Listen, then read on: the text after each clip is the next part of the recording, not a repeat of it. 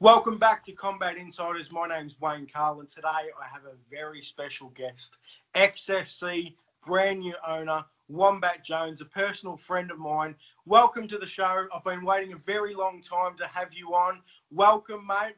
What have you been up to? Huge news about XFC. How exciting? How do you feel? Oh, mate, it's just another level to sort of what I've been doing over the last couple of years, and meeting guys like you in the media and all that sort of thing. It's just it's full on. I'm not going to lie, like it's been absolutely full on, but I'm loving absolutely every second of it. And as you know, there's been some big plans thrown around left, right, and centre, and we're starting to roll those out. Leading up to my first show, which is May 24th. Get your tickets. So, mate, first question, why XFC? You're in the media, myself and you would meet up at events, and we love MMA. We both love MMA. And then, so why XFC? Why would you, go down that path? Tell us why. Well, basically, it was, a little bit of a perfect storm. As you know, I travel around to all the shows in Australia, not just XFC, but pretty much all of them, and I've made personal friendships as well as not just yourself, but also with quite a few of the promoters, including Matt Walton, who he's just the sort of guy who just very quickly you can become friends with, and he's basically, without even knowing this was all going to happen, was I was learning the ropes before I even knew it, and pretty much, I mean, when it comes down to it, there was an opportunity. Matt wanted to move on and spend some time with his young family that he's got, and I was just in the position to sort of put my hand up and go, you know what, this is perfect. It's perfect timing. It's the perfect brand. It's the oldest Australian MMA promotion running since 2003, and I mean, you can't just start something like that. I could have maybe started my own promotion and tried to be a hero like that, but it really was just an amazing opportunity for me to jump on. So you're the third owner of XFC. What different are we going to see? The Wombat era has started. What should we expect different, mate? Are you gonna anything new that we should look out for? Well, look, 100%. There's going to be a hell of a lot of new stuff. I can't give all of it away. Actually, it was kind of interesting last night. We've already announced our Gladstone show up in central Queensland, and we're really looking to build sort of that regional area.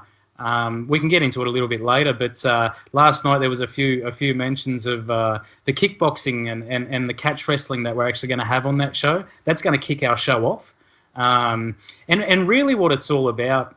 It's really all about getting more eyes on MMA, and the easiest way to do that is to shine a light on all the other martial arts. I mean, MMA, it stands for mixed martial arts. It's not just one martial art, but we have all these other martial arts which guys come from, and they can fight on, and especially up in the regional areas, there's not a lot of shows. So in these regional areas, we have to give these guys opportunities, and that's what it's mainly about for me. It's about giving guys opportunities, and the more opportunities that we can give them, not just in MMA, to showcase their skills in front of and I mean, this venue at the Gladstone Entertainment and Convention Centre, it's just absolutely amazing. The place is going to look an absolute picture. For them guys to come out, start the show, get that experience, have a massive crowd in front of them, and then they can stick around and check out the MMA. I mean, a lot of the MMA fighters, they usually tend to start out in one martial art anyway, and then they drift over to MMA once they see it, and they go, you know what, it's all good being the baddest motherfucker in this sport, but, maybe I want to go and actually try and be the baddest motherfucker. So, for lack of better terms, that's really what we're starting to do up there, and there's a lot more in store. I mean, I remember talking to a few people when I was doing interviews, and I would ask the promoters, I'd say, I firmly believe, and I still firmly believe, there's a promotion, Australian promotion, that can take this thing to the next level. And that's what I'm really looking to do. So listening to you, Wombat, XFC equals opportunity. Would that be right? Yeah, I mean, that's really what I'm all about, and that's what I've been all about ever since I got into the space. You know, I kind of started, 2.5, 3 years ago or so, covering all the local shows, and all I was trying to do is shine a light on this brilliant sport that we have, and that we're involved in. Unfortunately, when you're in the sport, you're in a little bubble, and when you're inside the bubble, you feel like the bubble's massive, but when you're actually outside of the bubble, it's really just a small bubble. So it's all about growing this bubble. It's all about growing the sport for me, and that's what I intend to do. Nah, beautiful. Let's go back to why you actually started. And if people are watching and don't know who you are, you're obviously the co-founder of Ramen Chokehold. What got you into even reporting about MMA? I know my story, but this is about you. Why did you start to report on MMA? What was the passion? What was the driver? Well, shout out to Lucas Taylor. He's the one that we cooked up the idea over there in New Zealand, and we started Ramen Chokehold. But I mean, for me, I actually had a pretty bad work accident which ended my career. I was an executive chef of a race course, and I've been cooking all my life for 21 years. And I had a work accident which basically it's a thing called spondylolisthesis, which basically has my spine impinging into my spinal cord and all this sort of thing that I don't even really try and think about anymore. But basically, I was sitting at home, for 8-9 months doing absolutely nothing. And I'd be used to doing 80, 85 hours a week, for the last 15 kind of years. And I was going absolute batshit crazy. And the one thing that I always kind of absolutely loved was MMA. And, I was watching, guys like Ariel Helwani and all those sort of reporters. And I just said to myself, I don't really like the way that they were doing it.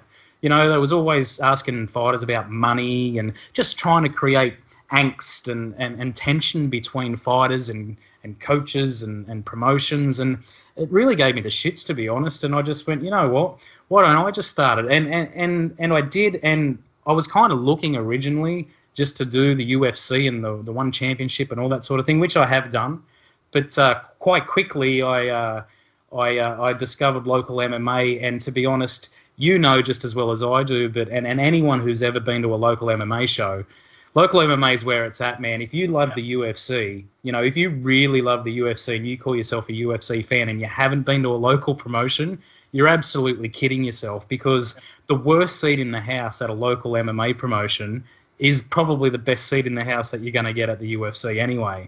So I implore anyone that calls themselves a fan of MMA, to get your ass on a seat. And not just my promotion, this is all promotions, all around the country.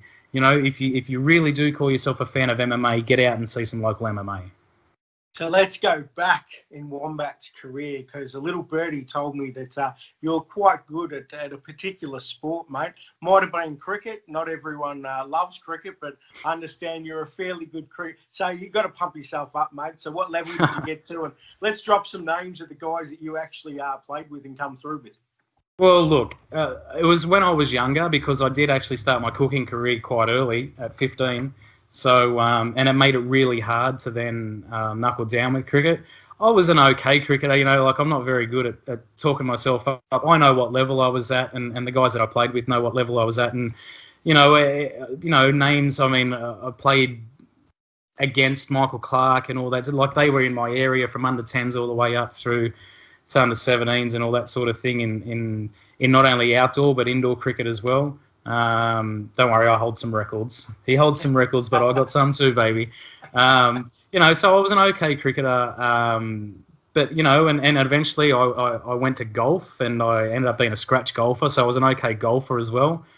Many, many more people better than me. But, mate, once I found MMA, I can't even tell you the last time I watched a game of cricket. Like, I can't even tell you the last time I watched an over. It's so fucking boring. It's unbelievable. When you're playing it and when you're in that little bubble again, you think it's everything in your life. But, mate, those days are long gone. I can't handle anything that's not a combat sport. Best moment in MMA? Best moment in MMA? Yep. Wow. I mean, that's asking me what's my favourite song. You know what I mean? What's your favourite song? No, get fucked.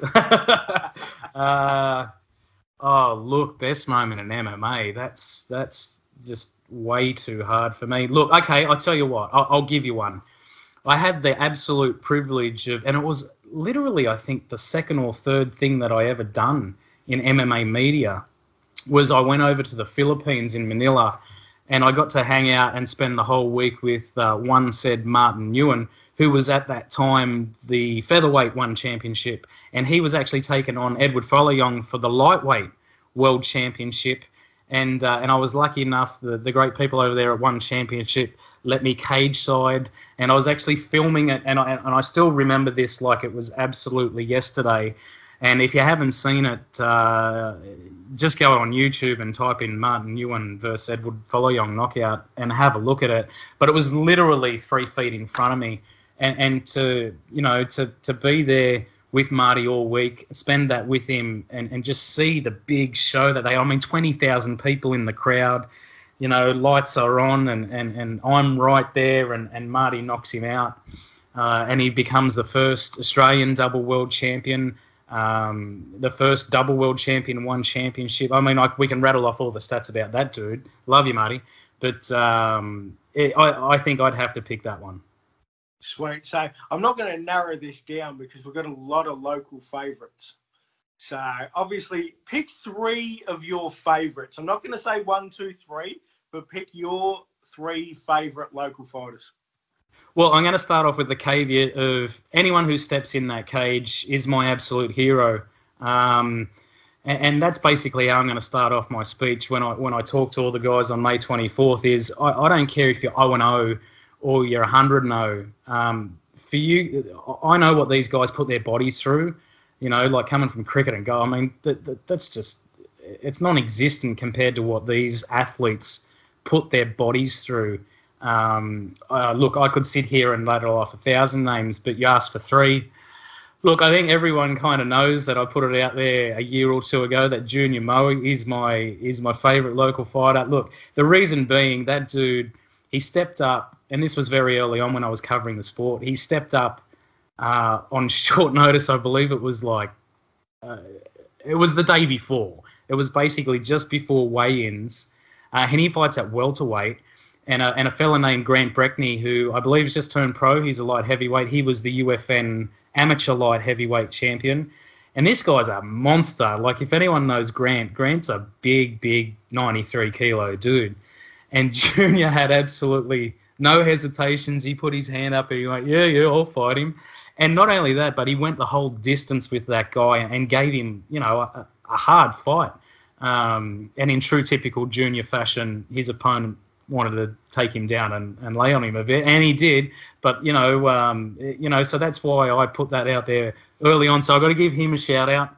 Isaac Hardman, he was the guy that I think I did my second ever thing with MMA media, where we just kind of hooked up on Facebook and was like, mate, I'll come up and film you and whatever. And I did a little documentary series on him, which you can see on YouTube. So he's got to be right up there as well. 3. Look, I'm going to throw Jackson Small in there too, because I met him exactly at the same time as Isaac. They actually lived together, and he's a little bit of a different story for me.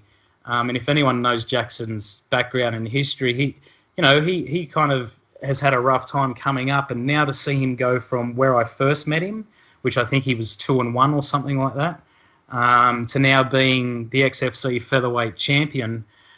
Is just amazing, and to see his progression all the way through it. He's an absolute killer now. Like, he hits so hard. That guy, I've been cage side and I've commentated him quite a bit.